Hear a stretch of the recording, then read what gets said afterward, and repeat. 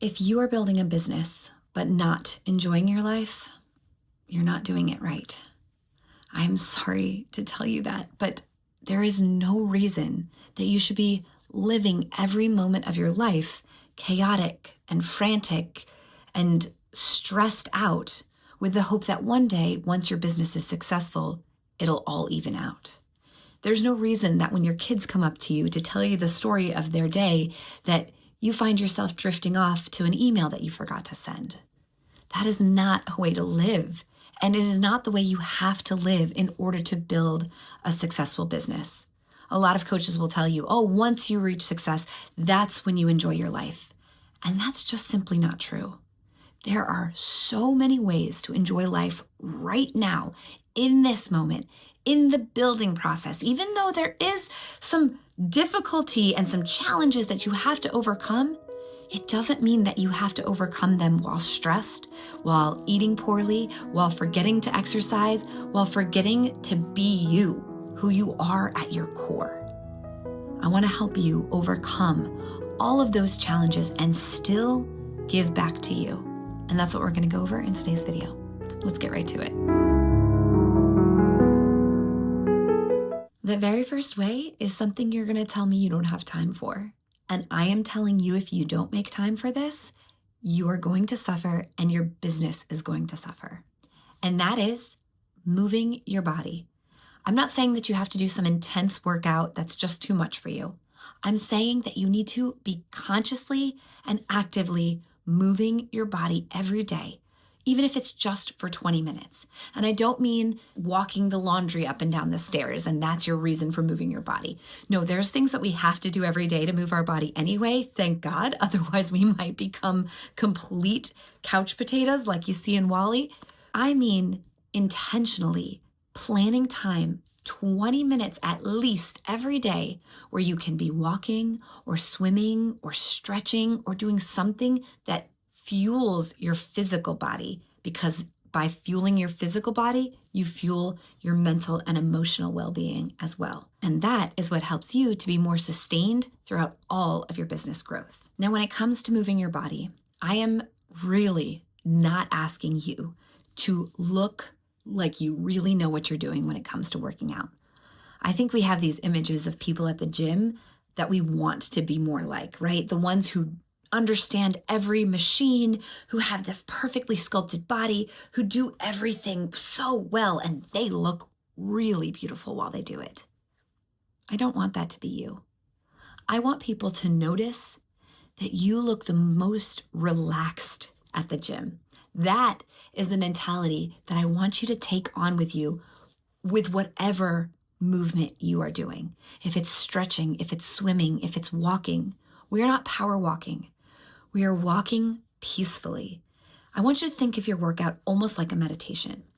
I actually had someone in the gym stop me and say, man, I would swim if I looked like you when I swam.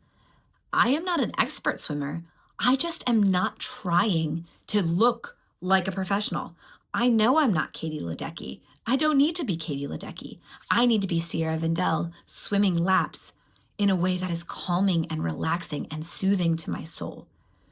That is the kind of workout I'm trying to get you to want and crave, because that is the kind of workout that fuels your soul. And when your soul is fueled, your business is fueled. I cannot say that enough.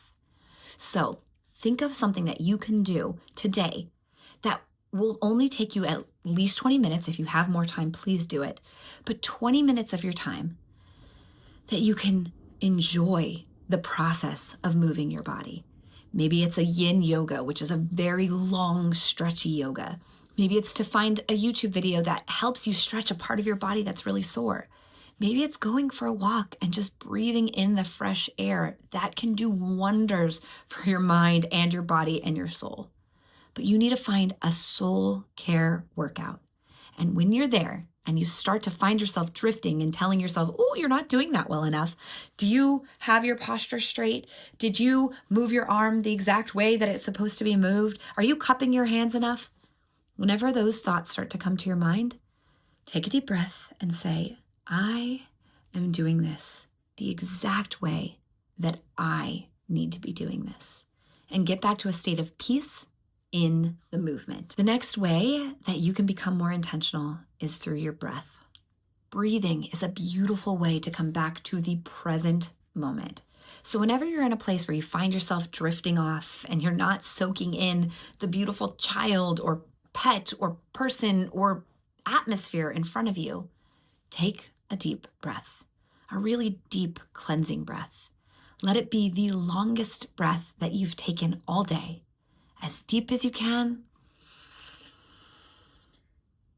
and out as much as you can, completely emptying your lungs. That kind of breath centers you and brings you back to reality right here, right now. Another breathing exercise that really helps me, especially when my mind starts racing and that brings on anxious thoughts, is to breathe in for 4 seconds, hold for 4 seconds, breathe out for 4 seconds, and hold for 4 seconds.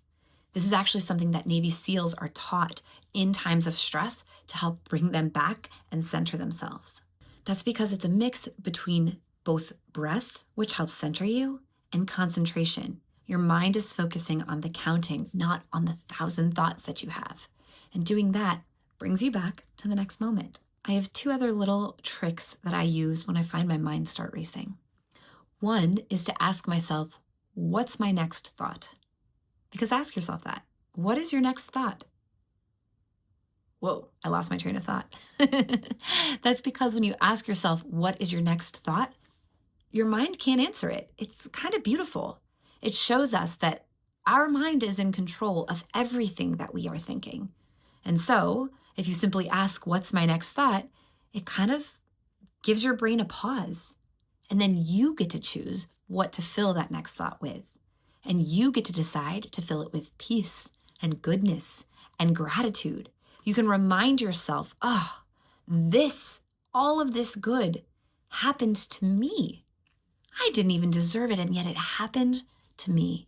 How grateful I am to be exactly who I am, exactly where I am, which is another way to bring you to the present moment, and that is gratitude.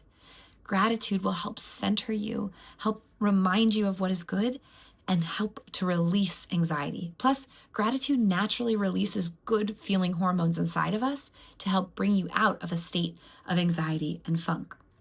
And lastly, I learned this just recently, and oh my gosh, it is a crazy, crazy help for a little tiny trick to get you out of anxiety quick.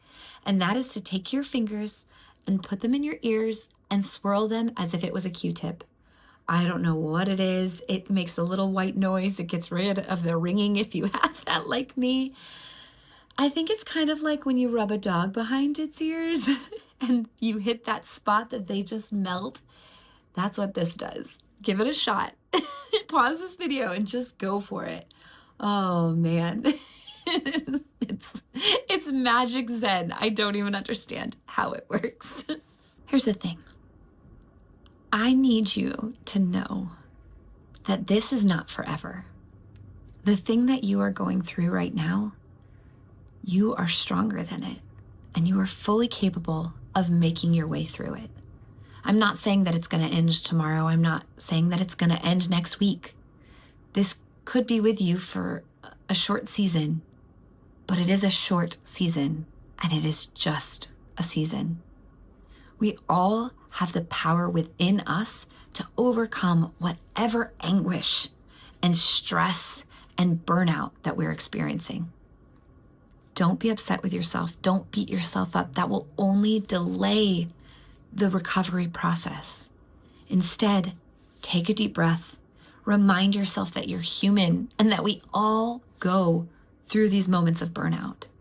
And then take the steps to actively pull yourself out of it. It will not happen overnight, and that's okay. But the more you take the steps, the closer and closer you get to burnout. And the biggest thing that has always helped me in times of struggle and strife is reminding myself that there is an end in sight. If you've never gone through something like this before, it's hard to know that, so please take me at my word. You will get through this. And if you've ever gotten through something like this before, remind yourself of that. Because if you've done it before, you can and you will do it again. You will get through this. I promise you. Keep showing up for yourself every single day. Take the deep breaths. Keep your body moving. Do the fun little ear exercise. And tell yourself, I will get through this. This is the last of a beautiful little series on burnout. And if you feel like you want some more of those resources to help you get through burnout even more, you can check out this video here. I hope it helps.